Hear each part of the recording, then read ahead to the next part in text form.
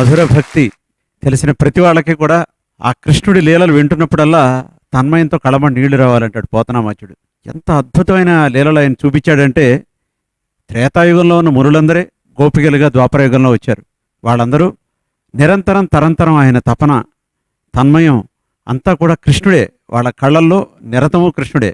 ఒకచోట గోపికలు చెప్తారు, నిన్ను అస్తమానం చూడడానికి మాకు అడ్డంగా ఈ కనురెప్పలు ఎందుకు సృష్టించాడు బ్రహ్మ అని. అసలు నిద్ర అనేది ఎందుకుంది?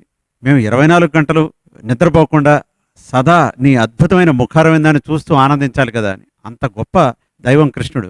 అలాగని కృష్ణుడి పాటలు మనందరం వింటూ ఉంటాం సరదాగా. ఇంతమందితో ఇందులో కూడా ఉంది, వేవేలు సతులతో విహరింతు ఓరి అన్నాడు. అది కేవలం చమత్కృతి మాత్రమే. ఒకసారి నారద మహర్షికి సందేహం వచ్చిందిట, ప్రపంచం అంతటికి ఉన్నతుడైన నైష్ఠిక బ్రహ్మచారి ఎవరని అడిగట ఆయన ద్వాపరయుగంలో బ్రహ్మని. అడిగితే ఇంకెవరో కృష్ణ పరమాత్మ అన్నట్ట. ఇదే నా పేరు చెప్తాడు అనుకుంటే కృష్ణ పరమాత్మ పేరు చెప్పాడు ఏమిటని. అదేమిటి అంతమంది సతులతో విహరిస్తూ నిరతం ఆనంద కేళిలో తేలియాడుతున్నాడు ఆయన, కృష్ణ పరమాత్మ పేరు చెప్తావేంటని. నీకు ఈ సందేహం తీరాలంటే నిత్యము ఉపవాసం ఉండే దూర్వాస మహర్షిని అడుగు అన్నట్టు ఆయన. నారదుడికి అర్థం కాలేదు. ఎప్పుడూ సృష్టిగా ఫోన్ చేసే దూర్వాస మహర్షిని నిత్యోపవాసి అంటున్నాడు, కృష్ణ పరమాత్మని నైష్ఠిక బ్రహ్మచారి అంటున్నాడు ఏమిటి అని.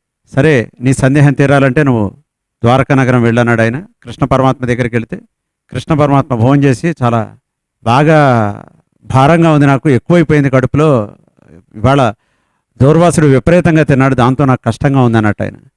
ఏంటంటే దూర్వాసుడు ఏది తిన్నా కూడా కృష్ణార్పణం అంటాడు. అంతా కూడా ఆ బరువు అంతా ఈయనకు వచ్చి చేరుతుందనమాట.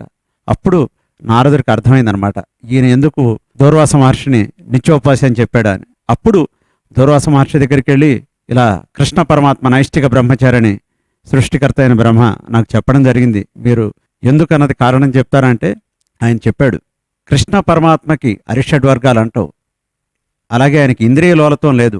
ఆయన చుట్టూ అందరూ తిరుగుతున్నారు, మొత్తం గోపికలందరూ ప్రియుడని తిరుగుతున్నారు, గోకులంలో ఉన్న వాళ్ళందరూ మాకు ఇటువంటి కొడుకు కావాలని తిరుగుతున్నారు, వాళ్ళందరినీ మీరందరూ నా తండ్రులుగా ఉండండి అంటున్నారు. అలాగే అన్నలు నాకు ఇటువంటి తమ్ముడు ఉంటే బాగుండని అనుకుంటున్నాడు, వాళ్ళందరికీ అన్నలందరికీ కూడా ఈయన తమ్ముడిగా ఉండి అనుగ్రహిస్తున్నాడు. అంతే తప్ప కృష్ణ పరమాత్మకి ఎటువంటి వాంఛ లేదు. విషయ వాంఛలు చేరనే అద్భుతమైన అనన్య సామాన్యమైన అవతారం కృష్ణ అవతారం. అటువంటి కృష్ణ అవతారం గురించి అద్భుతమైన రీతిలో భక్త జయదేవుడు అష్టపదుల రూపంలో రాస్తే, జయదేవుడి అష్టపదుల ప్రభావం తాళపాక అన్నమయ్య మీద చాలా వరకు ఉంది. అదే విషయాన్ని తాళపాక చిన్న తిరుమలాచార్యుల వారు చెప్తాడు. ఆయన ఘనత మీరంగా జయ జయదేవ కవివరేణ్యుడు అందమైనట్టి గీత గోవిందమందు సంచిత అష్టపదులు పలికినట్ల అన్నమయ్య పదము పరగు 8 పదముల పల్లవీయును అంటాడు ఆయన. అంటే అద్భుతమైన ఆ మధుర భక్తిని మనం అందరం కూడా ఈ అన్నమయ్య పాటకి పట్టాభిషేకం వేదికగా మనం ఈరోజు ఇక్కడ ఈ సంకీర్తన ద్వారా గ్రోలడం జరిగింది. నువ్వు చాలా చక్కగా ఆలపించావు, నీకు అభినందనలు. అలాగే మధుకర్ గారి సంకీర్తన స్వర భాండాగారంలో మరొక ఆణిముత్యం చేరింది నా దృష్టిలో. ఎందుకంటే ఇది ఒక్కసారి వినగానే చాలా చాలా చక్కగా చాలా అందంగా నా వీణులకు వినిపించింది.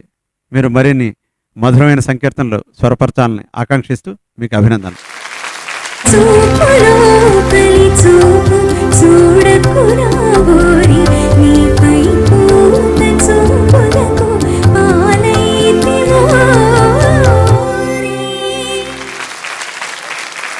చక్కగా చేశారు మధుకర్ గారు.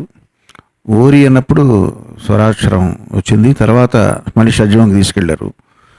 చాలా చక్కగా పాడామమ్మా, ఇద్దరికి కూడా అభినందనలు. కష్ట నష్టాలతో శ్రమ దమాదులతో అహంకార మమకార